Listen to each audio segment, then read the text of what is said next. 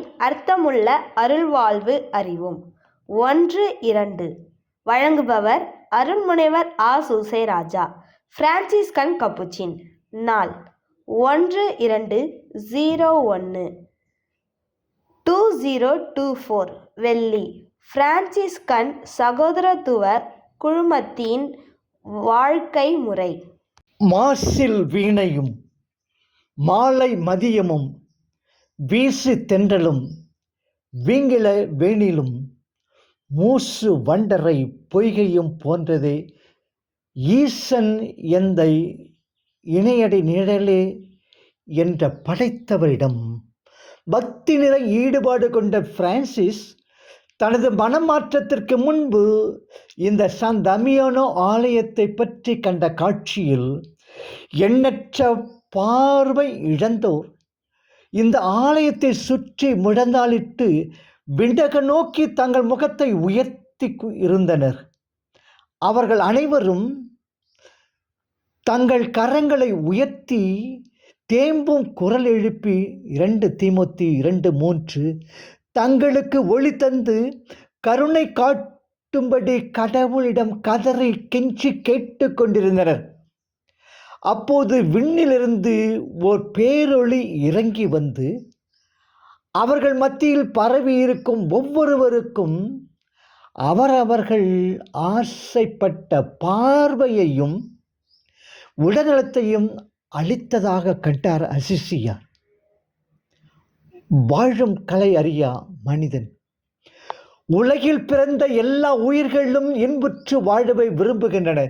வாழ்க்கை வழிகள் தரும் ஜீவ மரணம் போராட்டமாக தொடர்ந்தாலும் விலங்கிலிருந்து மனிதன் வரை வாழ்க்கை அன்பை விட்டு விடுவதில்லை. ஆண்டவன் படைப்பில் அதிகமாக அழுவதும் அடுக்கடுக்கான துன்பங்களில் மிக மோசமாக அலைக்கழிக்கப்படுவதும் மனித இனம் மட்டுமே. மனிதரைப் போல் பிற உயிர்கள் தம் தவறான செயல்களால் வாழ்வை சகிக்கலாக்கி சீரழிவதில்லை. ஆசையும் கனவும் தேவையும் மனிதனுக்கு நிறைவின்றி நீண்டு கொண்டே போவதால் துன்பங்களும் நிழலாக தொடர்ந்து வருகின்றன.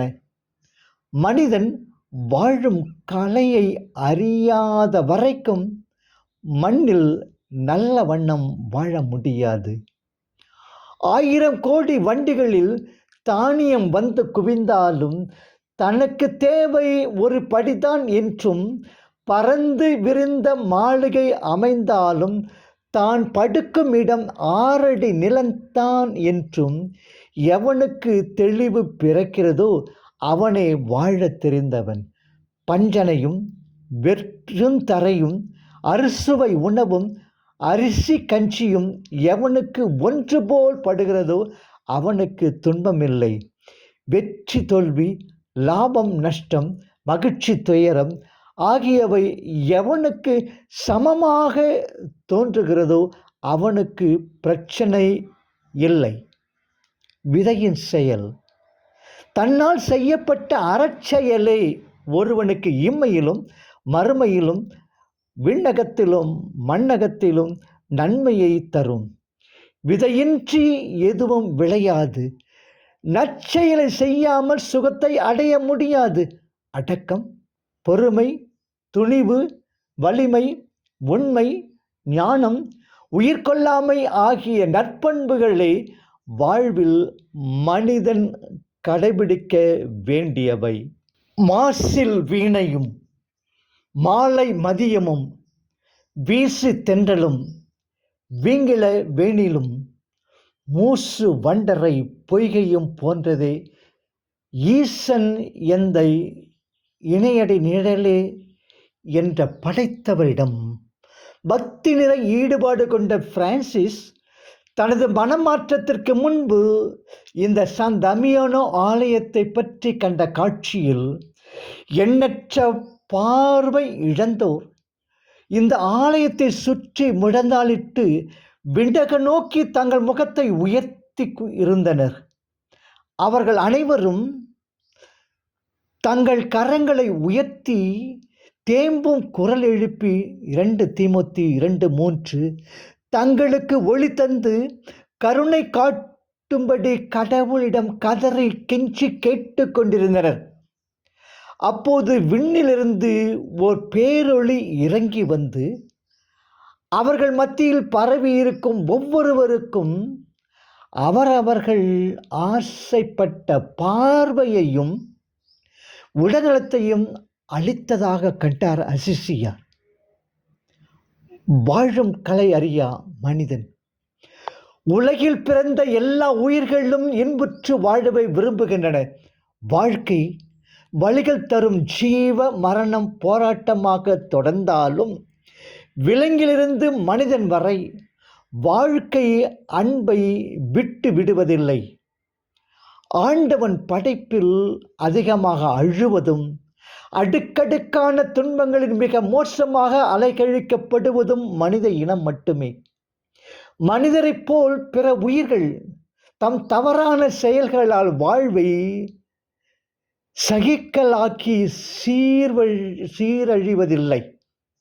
ஆசையும் கனவும் தேவையும் மனிதனுக்கு நிறைவின்றி நீண்டு கொண்டே போவதால் துன்பங்களும் நிழலாக தொடர்ந்து வருகின்றன.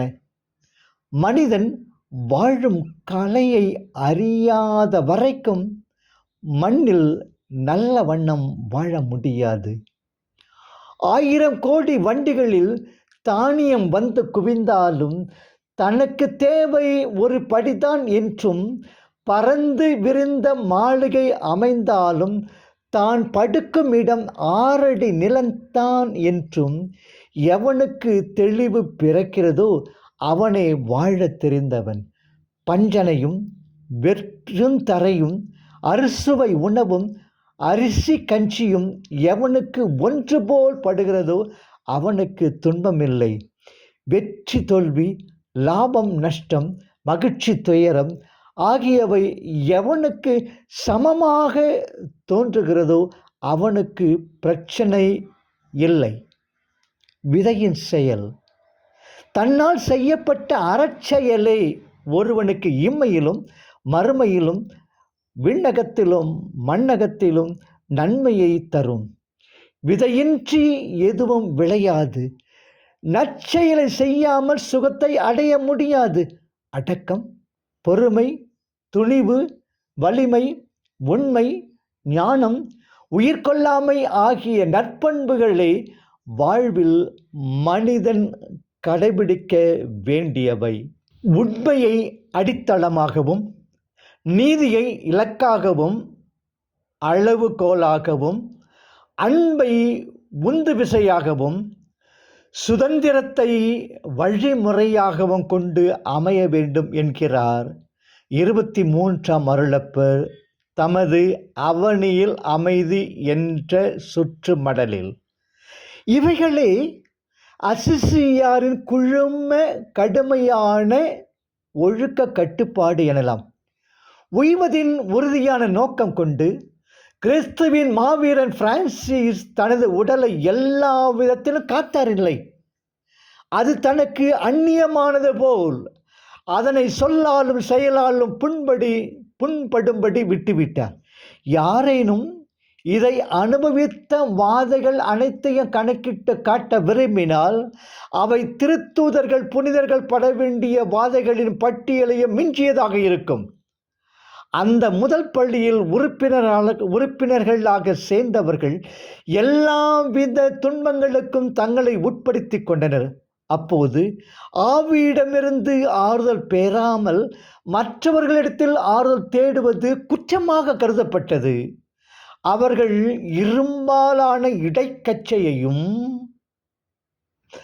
மார்பு கவசங்களும் அணிந்ததோடு இடையறாத நோன்பும் அடிக்கடி கண் விடுத்து ஜெபிப்பதுமாய் இருந்ததால் வலுவிழந்தனர்.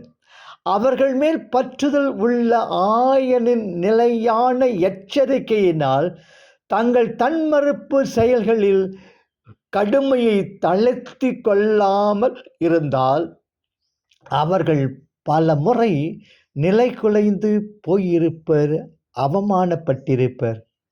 அசிசியாரின் அர்த்தமுள்ள அருள் வாழ்வு.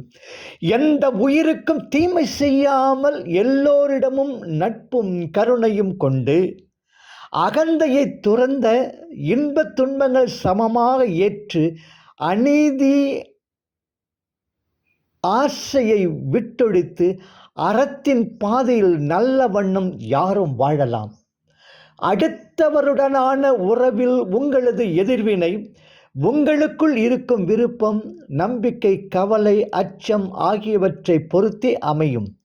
நாம் விரும்பும் பாதுகாப்பு நமக்கு கிடைக்காத போது வாழ்க்கையே போராட்டமாகிறது.